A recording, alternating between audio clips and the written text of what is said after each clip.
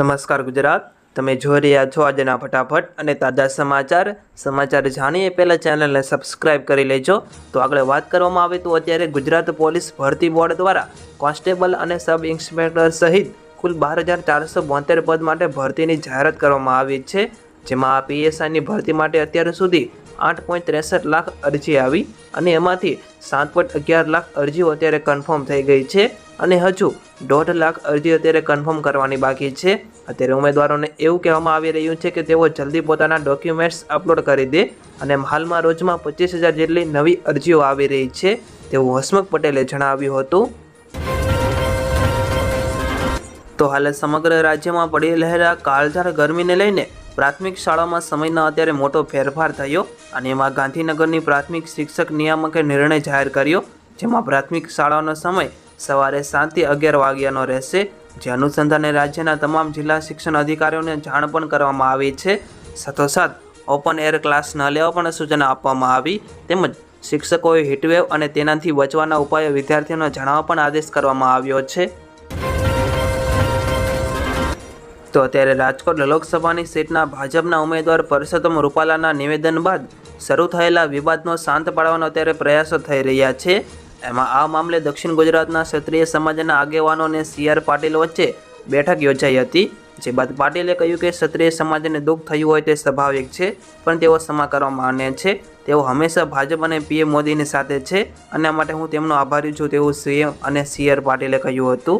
પ્રયત્ન છે ભારતીય જનતા પાર્ટી અલગ અલગ વિસ્તારની અંદર અમારા રાજ્ય કક્ષાના ગૃહમંત્રી શ્રી હર્ષભાઈ સંઘવી, શ્રી રત્નાકરજી, શ્રી અમિતભાઈ શાહ સાહેબ અને કેટલીક જગ્યાએ હું પણ પોતે આ આગેવાનોને અલગ અલગ જગ્યાએ મળ્યું છે, એમની સાથે મેં વાત કરવાનો પણ પ્રયત્ન કર્યો, આવેદનપત્ર પણ મેં માંગ્યું છે, પરંતુ જે વિરોધનો વંટોળ હતો, વાવાઝોડું હતું, એના કારણે અમને બહુ જ રિસ્પોન્સ નહોતો મળ્યો। પણ અલગ અલગ વિસ્તારની અંદર જે ભારતીય જનતા પાર્ટી સાથે ચૂંટાયેલા છે, પદાધિકારીઓ છે, વર્ષોથી જોડાયેલા છે, એમને પણ એવું લાગે છે કે હવે આમાં કંઈક સમાજે વિચારવું જોઈએ, એમનું પોતાનું અંગત મંતવ્ય છે। સમાજ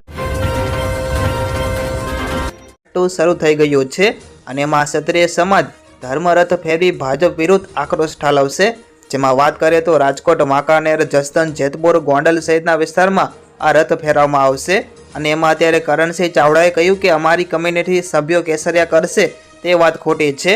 આંદોલન તો અમે ભાગ 2 ઓપરેશન ભાજપ એ જ દિવસે કહી દીધું કે આ આંદોલન 7મી તારીખ સુધી તો ચાલવાનું જ, મતમાં કન્વર્ટેડ થઈ જશે, ભયંકર અંડરકરન્ટ છે અને 7 તારીખ પછી પણ અમારા બીજા મુદ્દાઓ છે। તાલુકા પંચાયતની ચૂંટણી આવશે, જિલ્લા પંચાયતની આવશે, વિધાનસભાની આવશે, અમારા બીજા કોઈ પ્રશ્નો હશે તો અમે તો હવે અમને ટાઈમ મળશે એટલે તમામ સમાજોનું ફેડરેશન બનાવવાના છીએ। બધા સમાજને વિનંતી કરીએ કે ગુજરાત કક્ષાએ આપણે એક એવું ફેડરેશન બનાવીએ કે આપણો પ્રતિનિધિ હોય, પ્રજાનો પ્રતિનિધિ હોય, કોઈ પક્ષનો વિચારધારા પ્રેરિત અને જ્યારે જરૂર પડે ત્યારે લોકોમાં ના આવે એવો પ્રતિનિધિ અમે નહીં ચૂંટીએ। એટલે જે લોકો અત્યારે અમારી સાથે નથી એ પણ વિચારે કે એમનું ભવિષ્ય શું। અમારું ભવિષ્ય તો 7 તારીખે નક્કી જ છે, કોઈ પાર્ટી બનાવવાની નથી। ગુજરાત એવું રાજ્ય છે કે એમાં કોઈ ત્રીજો પક્ષ અત્યાર સુધી ચાલ્યો નથી।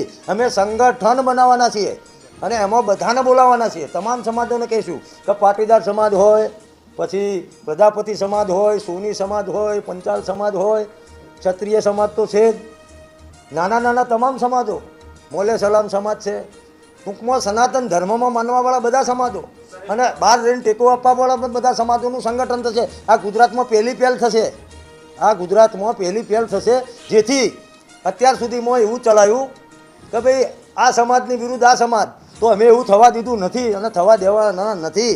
ગુજરાતની સુખ, શાંતિ, સલામતીનું વાતાવરણ ક્યાંય પણ દૂષિત ન થાય એના માટે અમે જવાબદાર છીએ। એવી જવાબદારી સરકારની પણ છે, સરકાર એ પણ સમજે। બીજા સમાચારની વાત કરવામાં આવે તો અંબાલાલ પટેલે આગાહી કરી, જેમાં તેમણે કહ્યું કે રાજ્યમાં ગરમીના પ્રમાણમાં વધારો થશે અને 40 થી 41 ડિગ્રી સુધી ગરમી રહે તેવી શક્યતા છે। જોકે 26 થી 28 એપ્રિલ દરમિયાન રાજ્યમાં વાદળછાયું વાતાવરણ જોવા મળશે। ગરમી પડવાની શક્યતા રહેશે। તારીખ 26 થી 25 દિવસ આવશે અને તારીખ 27 થી 28 આસપાસ એક લગભગ વાદળો આવવાની શક્યતા રહે છે અને કેટલાક ભાગમાં પ્રી મોન્સૂન એક્ટિવિટીની શરૂઆત પણ થશે. આ ઉપરાંત તારીખ 28-29માં આકરી ગરમી પડશે અને મધ્ય ગુજરાતના ભાગોમાં મહત્તમ ઉષ્ણતામાન 43-44 ડિગ્રી સેલ્સિયસ જેવું જવાની શક્યતા રહે. અમદાવાદ, ગાંધીનગરમાં પણ ગરમી પડી શકે. રાજકોટના ભાગમાં મહત્તમ ઉષ્ણતામાન 41 ડિગ્રી સેલ્સિયસ જેવું જવાની શક્યતા રહે. મે માસની શરૂઆતમાં પુનઃ દેશના ઘણા ભાગમાં પ્રી મોન્સૂન એક્ટિવિટીની શરૂઆત થઈ શકે છે અને લગભગ અરબ સાગરનો ભેજ અને બંગાળના ઉપસાગરના ભેજના કારણે ઘણા ભાગોમાં વાદળો, ગાજવીજ, આંધી અને વરસાદની શક્યતા રહી શકે છે અને લગભગ મેની શરૂઆતમાં પ્રી મોન્સૂન એક્ટિવિટી સાથે સાથે ગરમી પણ વધારે પડશે. તેમજ તારીખ 10થી 14માં આંધી, વંટોળ સાથે કેટલાક ભાગમાં પ્રી મોન્સૂન એક્ટિવિટીની શરૂઆત થશે. તો અત્યારે ટ્રેનમાં જનરલ કોચના મુસાફરો માટે સારા સમાચાર આવ્યા છે, જેમાં અત્યારે રેલવે જનરલ કોચના મુસાફરોને ભોજન માટે નવી યોજના ઘડી, જેનું નામ ઇકોનોમી મીલ આમ આપવામાં આવ્યું છે. અને આ જનરલ કોચના મુસાફરોને હવે કિફાયતી ભોજન મળે તેવી વ્યવસ્થા કરવામાં આવી, જેમાં હવે 50 રૂપિયાથી લઈને 20 રૂપિયા સુધી ભરપેટ ભોજન આપવામાં આવશે, જેના માટે રેલવે સ્ટેશન ઉપર અત્યારે વ્યવસ્થા કરવામાં આવી. અને એમાં જનરલ કોચના મુસાફરોને ઇકોનોમી મીલમાં ₹20માં આલુ ભાજી, 7 પૂરી, જ્યારે 50 રૂપિયામાં સ્નેક્સ મીલનો પણ અત્યારે વિકલ્પ આપવામાં આવ્યો છે. તો ખેડૂતો માટે અત્યારે ચિંતાજનક સમાચાર સામે આવ્યા, જેમાં અત્યારે આ ઉનાળાના આકરા તડકામાં જળાશયોના સ્તર ઘટી રહ્યા છે. ખાસ કરીને સૌરાષ્ટ્ર અને ઉત્તર ગુજરાતના પાણીના સ્તર ઘટ્યા. રાજ્યમાં વાત કરવામાં આવે તો 206 જળાશયોમાં 45.54 પાણીનો જથ્થો, જ્યારે સરદાર સરોવરમાં 53.50% પાણીનો જથ્થો, સૌરાષ્ટ્રમાં 141 જળાશયોમાં 35% જથ્થો, ત્યારે ઉત્તર ગુજરાતના 34.13% જથ્થો, કચ્છના જળાશયોમાં 38% પાણીનો જથ્થો અત્યારે સચવાયેલો જોવા મળી રહ્યો છે. વાત કરીએ તો મધ્ય ગુજરાતના ખેડૂતોમાં અત્યારે જળાશયો ખાલી થતાં પણ ખેડૂતો અત્યારે ચિંતામાં વ્યક્તમાં મુકાયા છે. તો અત્યારે પરસોત્તમ રૂપાલા અને ક્ષત્રિય સમાજનો વિવાદ હાઈકોર્ટે પહોંચ્યો, જેમાં રૂપાલા વિવાદ મુદ્દે ક્ષત્રિય સમાજને ભાજપે આપેલું અલ્ટિમેટમ પૂરું થતાં આંદોલનની નવી નીતિ ઘડી છે. અને એમાં અમદાવાદમાં ક્ષત્રિય સમાજની બેઠક મળી હતી, જેમાં ક્ષત્રિય આગેવાનો ગુજરાત હાઈકોર્ટમાં PIL કરી હતી. એમાં કાળા વાવટા સાથે વિરોધ કરવા ઉપર પોલીસ અટકાયત કરવા અંગે વિરોધ વ્યક્ત કરાયો હતો. જોકે ક્ષત્રિય સમાજે કાળા વાવટા ફરકાવીને વિરોધ કરવા માટે રાહ જોવી પડશે, કારણ કે હાઈકોર્ટમાં અંગેની અરજી અત્યારે પેન્ડિંગ રાખવામાં આવી છે. તો સોના અને ચાંદીના ભાવમાં આજે જબરજસ્ત ઘટાડો જોવા મળ્યો, જેમાં ઇન્ડિયન બુલિયન્સ એન્ડ જ્વેલર્સ એસોસિએશનના જણાવ્યા મુજબ 24 કેરેટ સોનું 1134 રૂપિયા સસ્તું તથા પ્રતિ 10 ગ્રામનો ભાવ છે તે 71,771 રૂપિયા થયો હતો, જ્યારે 22 કેરેટ સોનું છે તે 65,715 રૂપિયા અને 18 કેરેટ સોનું 53,806 રૂપિયા પ્રતિ 10 ગ્રામ ઉપર આવી ગયું છે. જ્યારે ચાંદીની વાત કરવામાં આવે તો ચાંદી છે તે 1,670 રૂપિયા સસ્તી થઈને 79,877 રૂપિયા પ્રતિ કિલો ઉપર પહોંચી ગઈ છે. તો રાજકોટ ભાજપના ઉમેદવાર પરસોત્તમ રૂપાલાએ મોરબીના રવાપરમાં જનસભાને સંબોધન કરતી વખતે ક્ષત્રિય સમાજને અત્યારે અપીલ કરી હતી. મંચ ઉપર બેસી અને પોતાનું સમર્થન ભારતીય જનતા પાર્ટીની સાથે જ્યારે જાહેર કર્યું છે, ત્યારે હું ક્ષત્રિય સમાજને વિનમ્ર અપીલ કરવાના મતનો છું કે દેશની અંદર આ પ્રકારનું શાસન જ્યારે નરેન્દ્રભાઈના રાજમાં ચાલતું હોય ત્યારે નાની મોટી વાતને દરગુજર કરીને મેં અગાઉ પણ સમાજની વચ્ચે જઈને જે વિષયો મૂકેલા છે આપ બધા જાણો છો. પુનશ્ચ ફરીથી હું અપીલ કરું છું કે રાષ્ટ્રના આ પ્રવાહમાં મોદી સાહેબના હાથ મજબૂત કરવા માટે ને સમર્થ ભારત બનાવવા માટે આપ સૌ પણ સાથે જોડાય એવી અપીલ. ભારત વિશ્વગુરુ હતો. આજે દુનિયાભરના લોકો આપણે ઇતિહાસમાં ભણતા હતા, તક્ષશિલા અને નાલંદાની અંદર ભણવા આવતા હતા. વિશ્વભરના ચાઈની મુસાફરે લખ્યું છે એના ભારતની વિઝિટમાં કે અહીંયા આ પ્રકારની વ્યવસ્થાઓ હતી અને એમાં આટલા વિદ્યાર્થીઓ ભણતા હતા, આટલા ગુરુકુળો હતા, એવું એમાં લખેલું છે.